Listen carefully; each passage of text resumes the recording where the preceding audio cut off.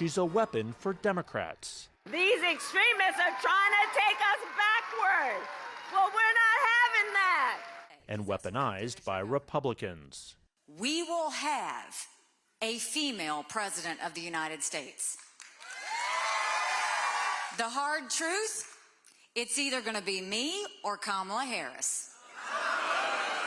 Vice President Kamala Harris is at the red-hot center of the 2024 campaign, firing up the party's base and taking fire from rivals who argue a vote for President Biden may as well be a vote for a President Harris.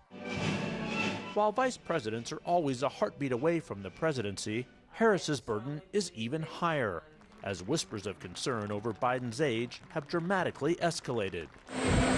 As she steps up her travel across the country, Harris often starts with an urgent plea to protect abortion rights. Let us be very clear about who is responsible.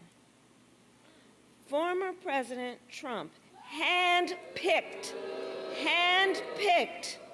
3 Supreme Court justices because he intended for them to overturn Roe. Today in Pittsburgh, Harris announced $5.8 billion in clean water investments, replacing lead pipes and more, as part of the bipartisan infrastructure law Biden signed in 2021. Clean water. Can you believe that in the United States of America, that is still not necessarily guaranteed to all people? Her biggest assignment is trying to win over skeptical young voters, Black and Latino supporters, and those protesting the administration's policy toward Israel. All part of rebuilding Biden's fraying coalition. We're just so tired of being told that it's our job to prevent a Trump presidency. Tanisha Long welcomes the vice president's greater visibility and the investment in clean water, but said voters want to hear more about their second-term plans. The only messaging we're receiving is, if you don't vote for Biden, you're voting for Trump. And what a lot of younger voters want, and a lot of voters of color, is we want people to earn our votes. Harris has often been a punchline during her 3 years as vice president.